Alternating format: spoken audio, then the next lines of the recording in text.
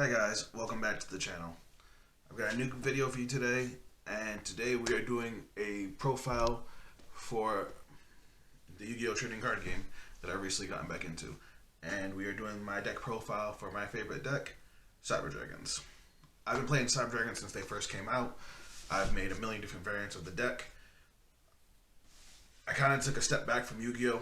When we went to Link format, but I actually like the current ban list, the current format, and I'm really excited for the changes that are coming in April. So I thought I'd bring back this deck, and I'm actually taking it to a regional in a couple of days, and then again in a couple of weeks. So let's get right into the deck profile. So to start with the main deck, for monsters, I'm playing 3 OG Cyber Dragons, level 5, 2100. You control a monster, and your opponent controls a monster, you can special summon it from hand. This card was good when it came out. It was good in a lot of other formats, and it has a lot of combo potential with the cards in this deck. The way I'm building this deck, you need 3 of them. This is primarily a going second deck, but it does have a lot of options if you have to go first. Moving on, Cyber Dragon Core.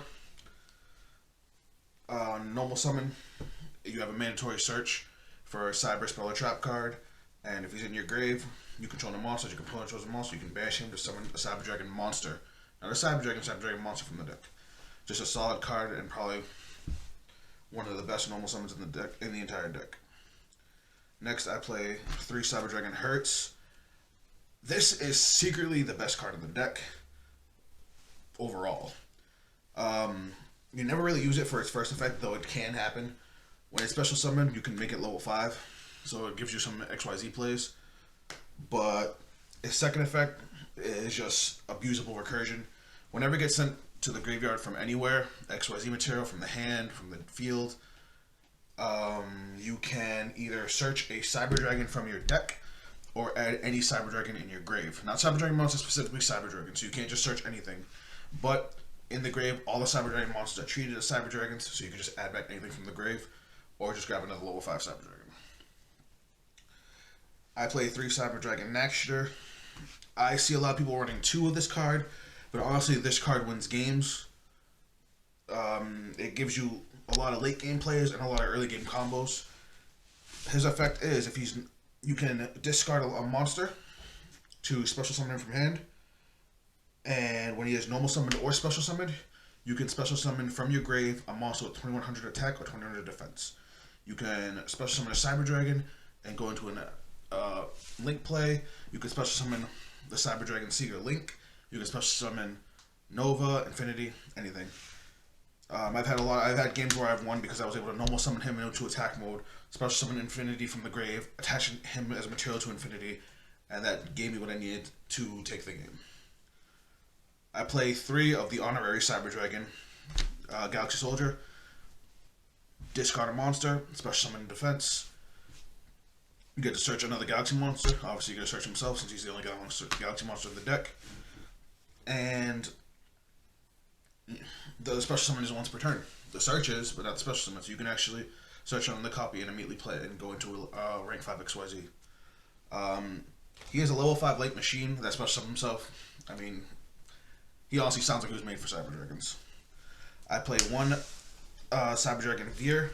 This card is actually not bad at all. A couple reasons I play it. Chain blocking. You can summon Core, special summon him to make sure you get your search off. I mean, he gives an okay power boost of 500 attack and defense to all Cyber Dragons. But the big reason I play him is that he's a level 4 Cyber Dragon on field and in grave. And I play the Cyber Dragon Trap card. And with, in hand or field,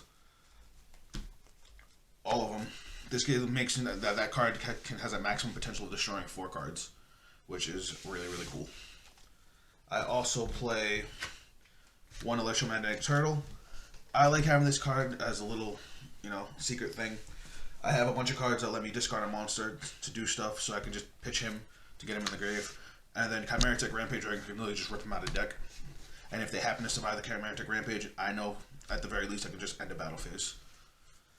And lastly, I play 1 Jizukiro, the Star Destroying Kaiju. This card is great because it's a light machine, so it's searchable.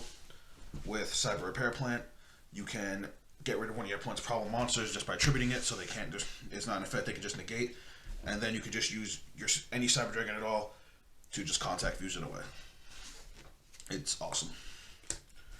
And the last monster I play is 3 Drone Lockbirds. I was originally playing Ash Blossoms and some other cards, but with the way the meta is shaping up, I had a lot of help from some of my friends help me decide that this was the better option. On to the spells. I play 3 Cyber Emergency. Cyber Emergency lets me search either a Light Machine that cannot be normal summoned, or any Cyber Dragon monster from the deck. So it basically searches everything. If it gets negated, I can if the activation specifically gets negated, I can discard a card to add it back to hand.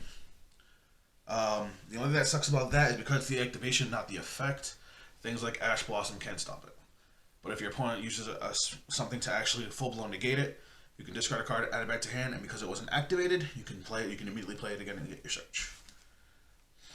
I play 2 Repair Plant.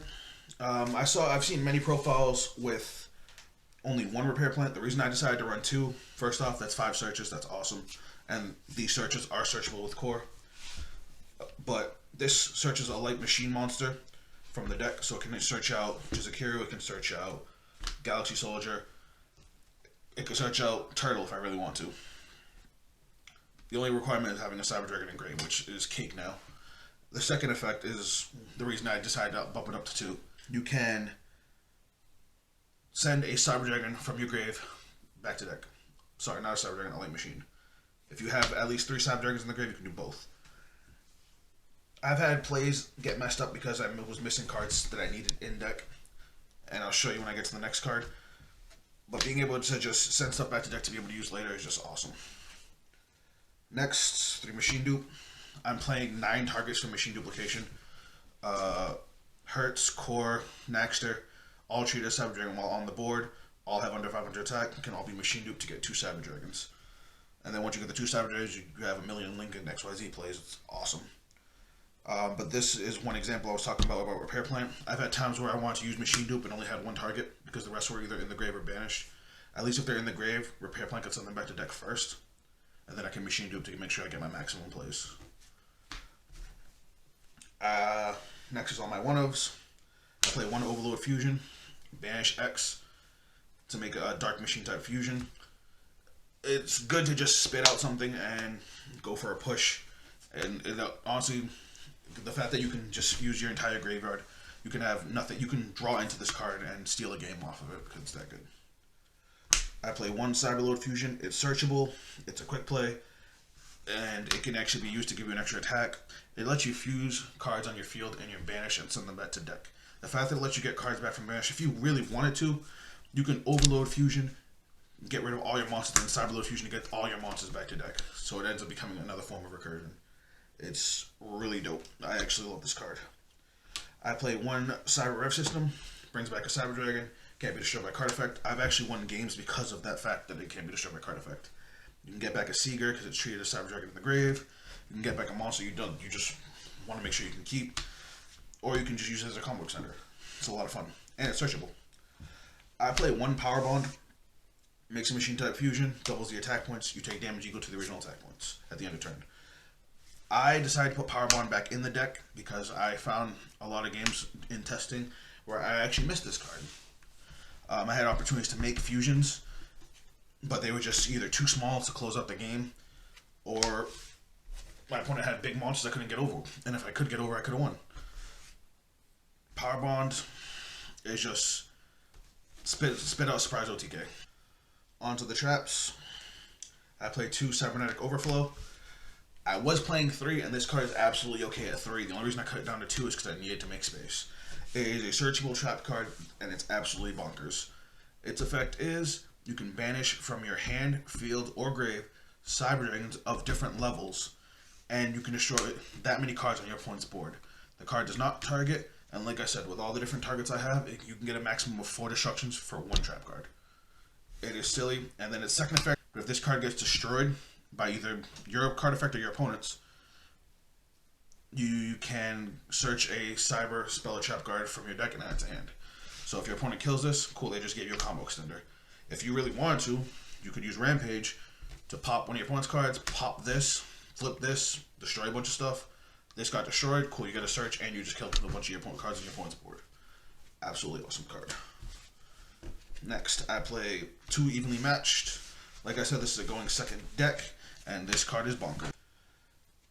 And the last trap card I play, I consider the best trap card in the game right now. Infinite Impermanence. Doubles as a hand trap.